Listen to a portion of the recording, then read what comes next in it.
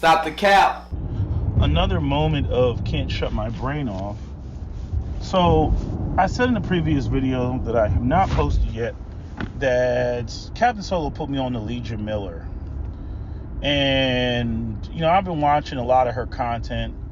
I disagree with her on, a number of her feminist positions that need, further diving into. Like, why I feel the way that I feel and why she feels the way that she feels, right? But I will acknowledge that after watching a number of her videos and where she's calling out white supremacy, and like I said in my previous video, nobody knows the white supremacy, white males more than white women, as mothers and aunts and lovers and daughters, right? I mean, from every angle as a white woman, she's going to know, all of those discussions to maintain power at other people's expense that white men have. And looking at a number of her videos where she talks about the corruption and she talks about, like, example, she's got a video about ending Ivy League schools, and she covers in that video something that I believe Professor Black Truth covered a while ago about Harvard's involvement in slavery, many of the Ivy League schools' involvement in slavery, how women couldn't go to Ivy League schools, right? There had to be a big stink about that, getting women in there. So I'm saying, from the standpoint of a white woman and the beef that a white woman that we would call a feminist has with, white power and white, patriarchy, I can understand that, right? Because white men actually have power, actually control the system in the military-industrial complex and the police and all that, right? Actually control it. And if you are a white woman that has a strong moral sense of justice, not just about feminism, but a strong moral sense of justice, and that shit doesn't sit well with you, yeah, you're going to have a problem with white male leadership. Going back to Amazing Lucas's, white people come from a lineage of evil. Now, I don't know specifically where to draw the line on white women, because I think that there's a lot of white women that they want to be able to validate and justify whatever it is that they want to do, like a feminist woman, right? They want to justify whatever it is that they want to do, but in order to keep it morally consistent or philosophically consistent, they must embrace, ideas of basically everybody's, liberation from the system of white supremacist capitalist patriarchy, right? But that doesn't necessarily mean that they care about the plight of all these other groups.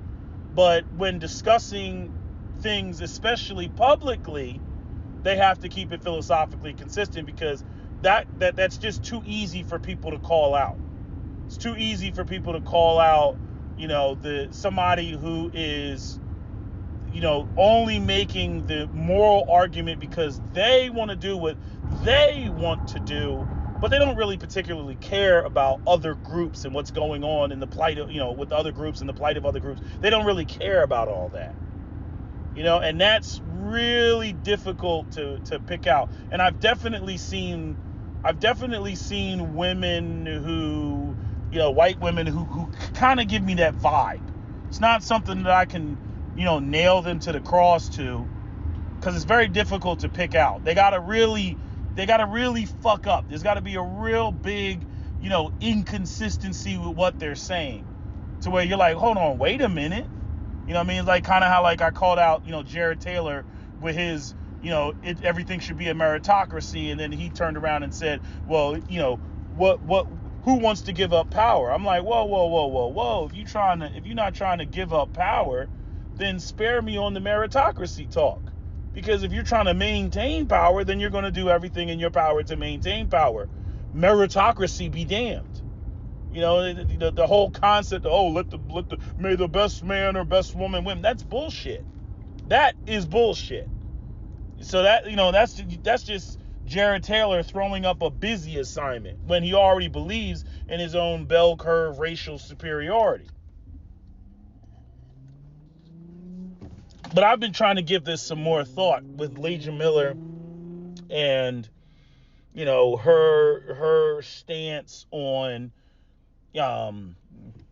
basically not trusting white men.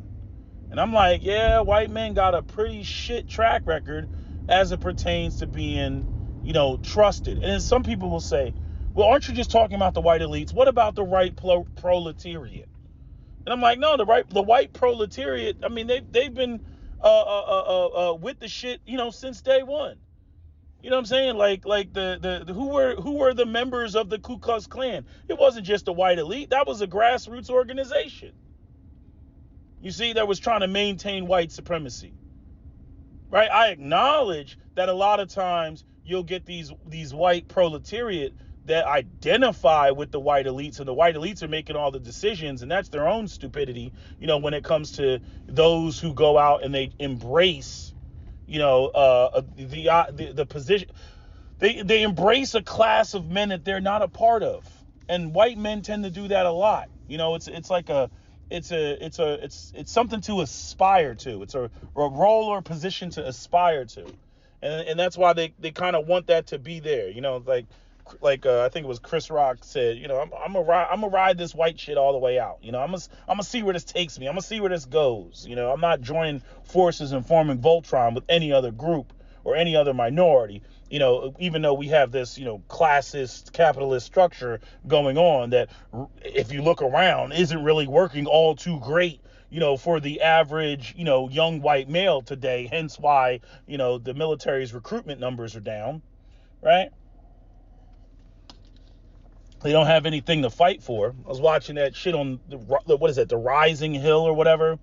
I was watching that. They had some, I mean, it was pure propaganda. They let these military guys go up there and, you know, basically talk about, and there was a one white guy who acknowledged this in my comment section, talking about, you know, if they think that we're just going to fight, you know, basically for patriotism, they got another thought coming. And I'm like, yeah, it is about tangibles. The same thing that black people say when we talk about, you know, voting Democrat and everything. It's like, nah, tangibles, motherfucker. Like, fuck all that, you know, we need to vote for you because what if the Republicans get it? We need to vote for you because, you know, those people are racist. You know, these are like abstract and tangible concepts. We're talking about tangibles. We're talking about reparations. And so, you know, that was, you know, the first white guy that I've seen who has said, we're not going for the empty concept of patriotism. You know, or even the attitude or the mindset to be, for a white man to be patriotic about America when, from his perspective, everything is not going in his favor. And unfortunately, he has to wear the scarlet letter of the previous generations of white men that, you know, set up a system that was, you know, so unequal that now they have to deal with everybody else's anger and contempt and wrath as it pertains to the very existence of white males.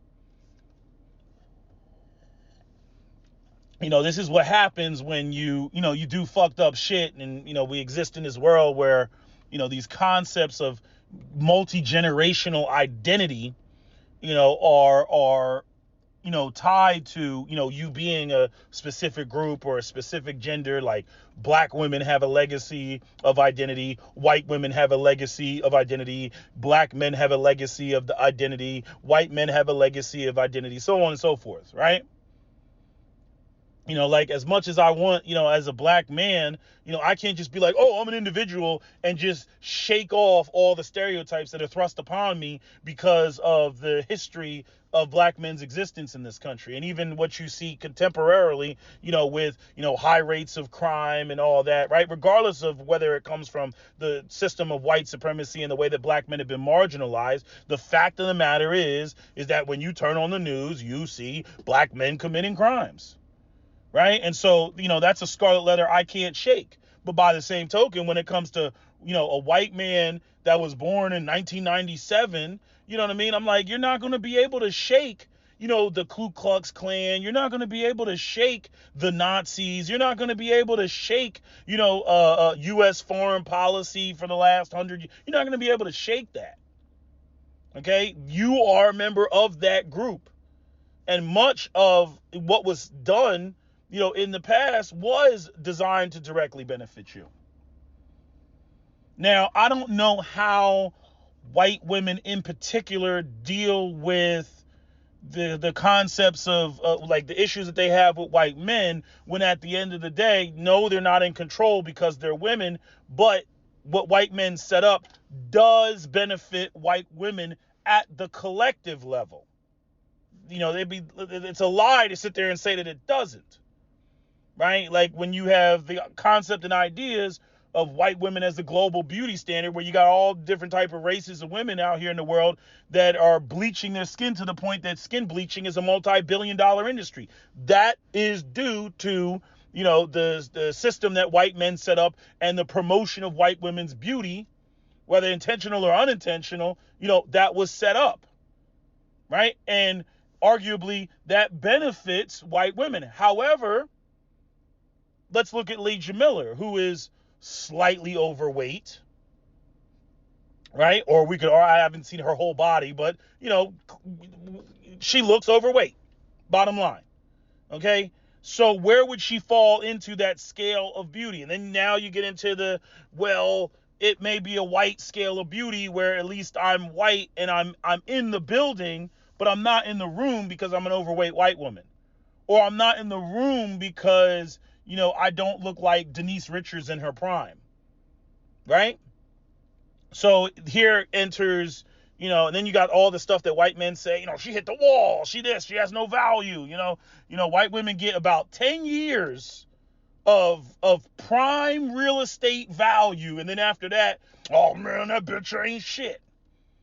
And so, and this rolls right into, the problem with patriarchy, in terms of what the value, the price that it puts on women. And it's like, okay, so what happens to a woman after that fact? What happens to a woman after she gets divorced? What happens to a woman after she's too old, right? Right? If she's not attached to a man, like, what is she just supposed to do? She's just supposed to go out there and just shrivel up and die, right?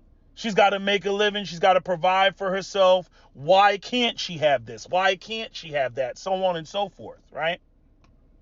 And the black community just becomes like this like reflection of that. Hence the sisters running around saying that black men are nothing more than imitation white men, even when black men are out here doing the conventional patriarchal thing if they have the ability to do it. So we end up with like a different, like white women have their dynamic with white men, but then we have the same dynamic, but then, the overarching issue of white supremacy and racial marginalization, to where even when you're kicking ass as a black man, you're still looked at as, it's the white man system, and y'all don't have a military, and y'all don't control this and control that, and da da da da da. And you could be as wealthy as, a multi-millionaire like Will Smith, and yet it's still a fucking problem. You're still not that guy, and this is a new revelation. I've talked to Captain Solo, about this. He was like, look, sisters wasn't complaining about this whole, you work for the white man. He was like, yeah, there would be a couple Hotep sisters that might say that, but that was never mainstream. You go back to the early 90s, late 80s, like sisters was saying, I'm looking for a BMW, a black man working. And then now it's transmutated into this, you must have, 7 streams of income and Dame Dash and, I'm a boss. I don't work for anybody. Use a suck ass nigga if you got a 9 to 5. And, it just turned into this monster. And, by the same token, I'm saying this country has done a great deal to, not only limit a man's ability to provide, singularly provide for a family, but also, it's done a lot to diminish the not only the capacity, but the role of men and the respect of men, for going out there and being hardworking. It's the same thing as with the whole issue with the military industrial complex. Oh, we need soldiers and shit like that. And I'm like, well, if you need soldiers now and in the future, it would be wise to make sure that soldiers maintain a level of prestige above the average citizen. That would be wise. But see, the problem is that requires a consistent consistent what's the word I'm looking for? Financial support.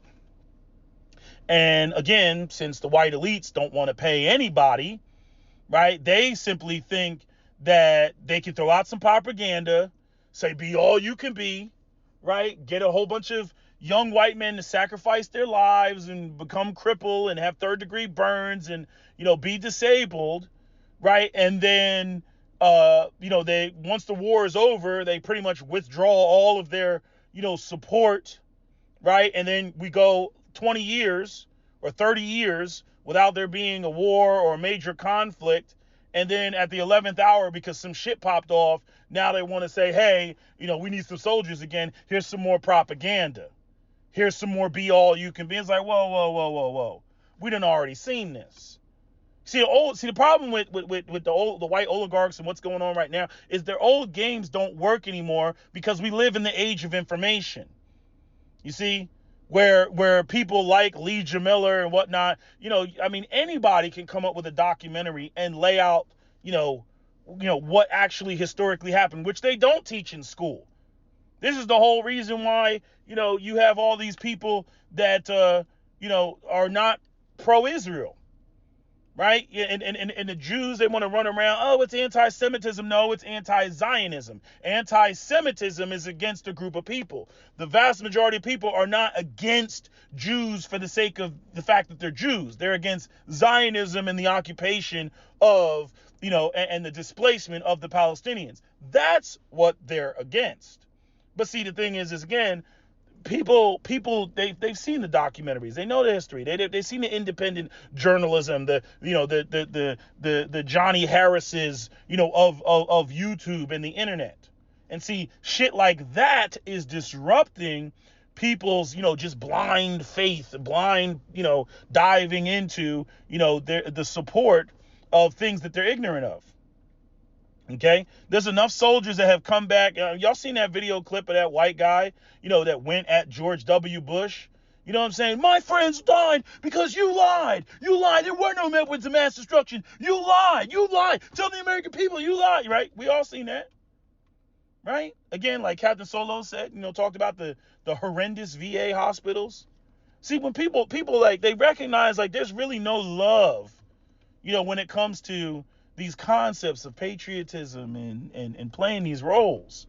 It's just, we're going to use you until we can't use you anymore, and then we're going to cast you to the side, and that's it. And people are like, I'm not sacrificing my existence for these ideas and concepts, and there's no reward in it. You see? So there's a lot of things going on right now. I'm just, again, my brain can't shut off. I'm analyzing, I'm calculating, I'm looking at, my map with all the pins on it and shit like that. I'm trying to coordinate and put all this together. But, it's something to, be, considered, when, I'm sitting here looking at, Lee Jamiller's videos, and I'm like, yeah, I see why she don't fuck with white men, because, these documentaries, they're not flattering. They're not flattering to white men. These white, and it's just, it's not like it's just a small cluster of them. These are the white men that basically forged today's society. These are the white men that made decisions that they're going to do X, Y, and Z, and assassinate world leaders, and, drop thermonuclear devices on 2 cities, full of non-whites, and 100 years of U.S. foreign policy, and the Banana Republic down there in Guatemala, and, causing massacres in Colombia and Panama, and just the whole system, there's one video where she talks about, what was she talking about? She was talking about, basically how poverty it's not just some random byproduct. It's a feature. It's a feature of the system. It's a feature of capitalism. And this is why you got so many socialists running around. But again, the obviously the people on the right, and again, you go back and you look at, those pictures that I posted of 1960s, and all they were trying to do was integrate the damn schools, and you got these white, people running around screaming, the NAACP is a communist organization. It's communist, and we've been seeing that over the last 10 years of being online. Anything white men don't like is communism. You know what I mean? And even the white women that subscribe to that thought process as well. Communism. You're just sitting there and you're just looking at it, and you're like, this is nuts. Because there are, you have to keep in mind that white women are their brother's keeper, and they're white women that fully support the ideas and the concepts of maintaining white supremacy, because, they're the beneficiaries of it.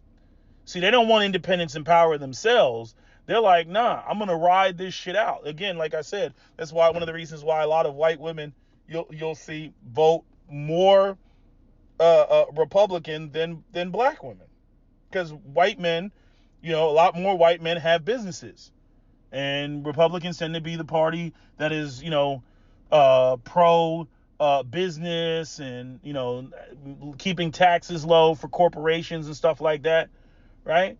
So, most white women, socially speaking, they're very liberally minded.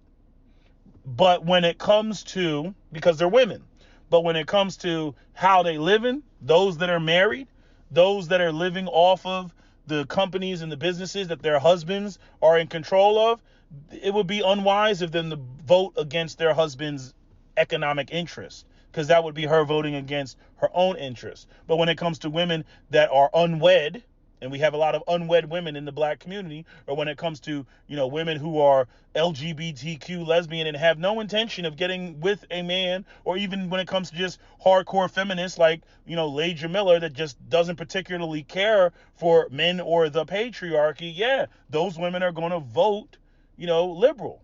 Because the whole concept is, basically, we need to have a endless pot in the middle that women can reach into and have access to, so that they don't have to negotiate their survival with a man. The problem with that is that, we still live in a world where the majority of the physical labor gets done by men, the building of the infrastructure, maintaining of roads, right? The building of office spaces, all these sorts of things. And then everything else, being in the service industry and everything. Men are all throughout the work hierarchy. But when it comes to women, a lot of the feminists, they only want to use their cerebral abilities, but at the same time, they're not as strong as men are. So what role would they play, right? Because there are women who are, smarter than men and have,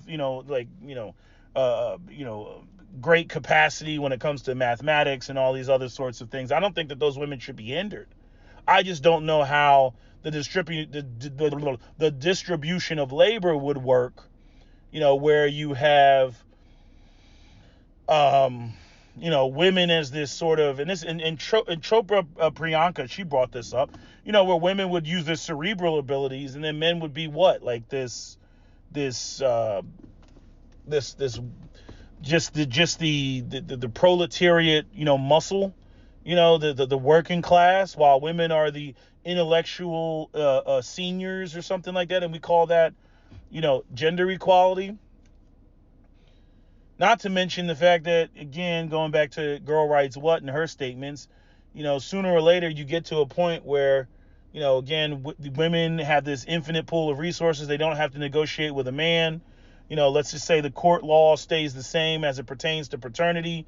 Women gain custody of the children. Women, basically get everything, and not, the idea is that, that is, that ideally is what women, would want. But number one, how do you keep men productive in that system? And then number two, eventually you would have more women taking money out of the system than men putting money into the system, especially as men withdraw from the society. So, the question I have for the feminists is, what is the incentive to keep men productive? Many of you all think that your level of productivity is equivalent to the productivity of men, and it is not. It is not, and it essentially never will be. Especially when you talk about women, procreating and having babies and, taking off from their career to be mothers. Right? So, how does this work? Right? I'm saying this from the standpoint of keeping an open mind. Doesn't mean that I agree with some of the stuff, but I'm saying I think that part of the problem with the feminists is they don't consider any of this stuff. Some don't care. I mean, some, real talk, when it comes to men being paid, they don't want men to be paid. They're just as much as the white oligarchs that don't want to do the paying, because they know that men with money and resources, despite the fact that that's what most women are attracted to and they're hypergamous and they want to date up, they know that if men don't have money, well, then that's the end of patriarchy. I don't care how much you're looking out your third eye. I don't care what you think some scripture says. At the end of the day, okay, patriarchy is predicated on you being able to offer her more than she can offer herself. That is the only reason that you're going to have a woman follow you. Now, I know I just upset all the broke dusties out there. They're all, they're typing furiously in the comment section right now because I said that. But that's just the reality of the situation. You know what I mean? It's just unfortunate. There's certain realities to this world. It's just the way that it is. Women don't like short men. That's not going to change. Men don't like fat women. That's not going to change. Men don't want to raise another man's kids. That's not going to change. Men prefer young women. That's not going to change. Right? Women prefer men with money. That's not going to change. Okay? So, the question is, how do we navigate? How do we move forward? Right? How does this work? Right? Now, usually the conservative model or the conservative rhetoric is, ignore all that and just, my bootstraps. And I think the problem is people now see, what's behind the curtain of the Wizard of Oz and shit. They know. They're self-aware. Skynet is online. You see what I'm saying? So, I don't know. I don't have an answer to this. I don't know what the future holds. I don't know what the future, especially as it pertains to, what is family, right? And a lot of people like to present that, they think, this model is not working for us, so we go to another model, and we already have some of that going on. And I'm like, where is that working? And then they make the argument, no, it's not working because we haven't fully invested in that direction, right? This is the women that, want to come with these other alternative angles of, these other systems and other forms of family, right? Like I remember when Feminista Jones was like, man, woman, woman, woman, man, man, man, woman, woman, man, man. It's like all this, just to, to go down there and have some nature boy shit or have some Erykah Badu situation where she got 3 baby daddies and, just all these goofy village type of shit. And there's a whole bunch of problems with that, and nobody wants to talk about, that. The jealousy, nobody wants to talk about, whose kids are whose, and if a parent dies, where the resources go and all that. Because if you want to, women always try to act like, if the world was ruled by women, women would just be more fair and equitable. Bullshit. If you ever want to see how cutthroat women, can be, let a man have resources and have 2 kids by 2 different women and watch those women savagely fight over, the resources for those kids, especially if one woman, had the bastard child and the other woman had the legitimate child within the confines of marriage. It ain't gonna be no fair and equitable and, well, that's his son too. No.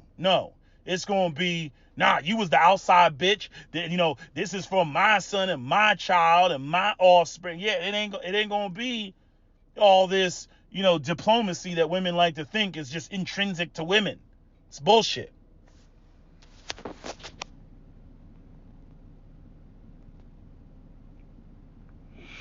So anyway, damn, I don't even know if that stopped already. But anyway, that's all I got for you because I'm running out of space. That's my video, SWP out. Don't forget to comment, share, like, and subscribe.